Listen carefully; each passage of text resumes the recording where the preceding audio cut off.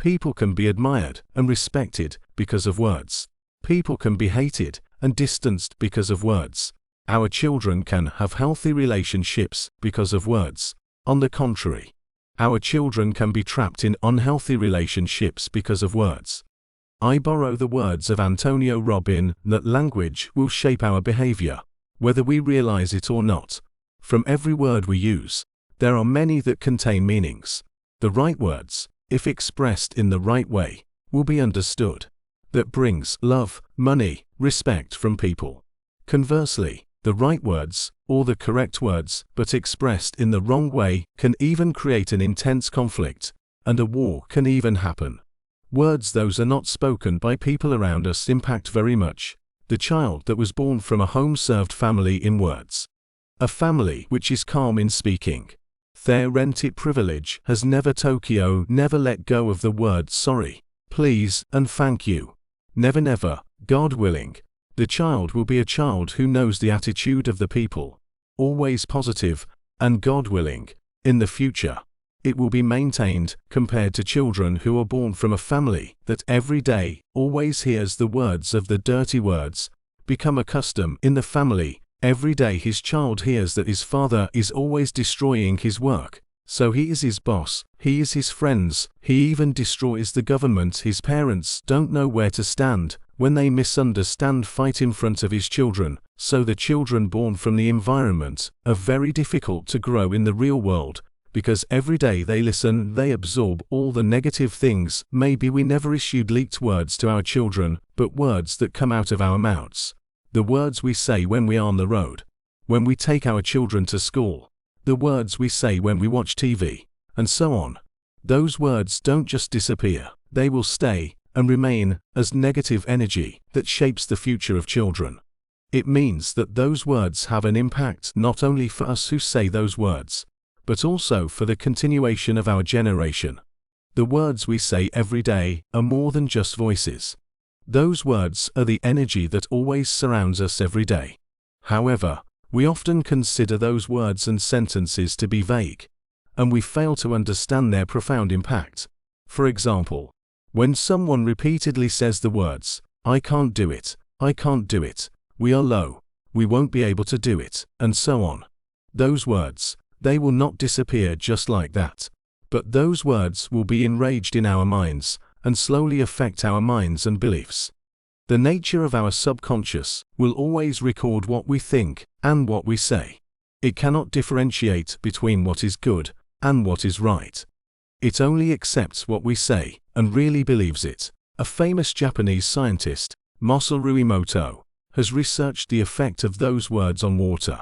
He conducted a series of experiments where water was stored in various bottles, and each bottle was labeled with different messages.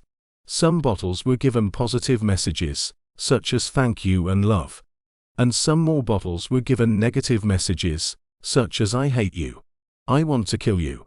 Then, drops of water from those bottles were frozen and formed crystals like snowflakes. The results were very unexpected. The crystals formed by water that were given positive messages turned out to be better, more geometric, and more aesthetic. Meanwhile, crystals formed by water with negative messages have a messy and irregular shape. Masaru Emoto also experimented with water that was prayed for and water that was not prayed for. As a result, the water that was prayed for had a very good crystal shape. This means that the environment around us, meaning our body, where our body is 70% made up of water, can catch and respond to our words and statements. People can be admired and respected because of words. People can be hated and distanced because of words. Our children can have healthy relationships because of words. On the contrary, our children can be trapped in unhealthy relationships because of words. If we want a flower, we have to plant a flower. If we want a hair, we have to plant a hair. We will not be able to get a flower by planting a Cambodian flower. You will not be able to get a hair by planting a cactus. In other words, you will not be able to get a positive life, but the words that come out of your mouth are always negative. You will not be able to win if you always talk about defeat. You will not be able to get abundant blessings If you always talk, "This will never be enough. I will never be able to. I will never be able to get it." If the words that come out of your mouth are always bad, then you will also get a bad life. So don't be lazy with the words we say and hear. Start to always say positive words in our environment, whether it's in the family environment, in the work environment, or in our social interaction. And let's start avoiding toxic environments that are full of words that don't build. Let's start to shape our beliefs and rearrange our subconscious. Maybe by placing decorations on the walls of our house that contain positive words that arouse our spirits. Maybe you can write, "I can overcome that obstacle. I will always be grateful. I will always be grateful for blessings and happiness." Or words that can arouse the spirit and positive aura in the house, in our office, and in our environment. When you are angry, upset, or not satisfied, choose to be silent rather than saying a word. When you are in a hurry, don't complain. When you are angry, hold your anger.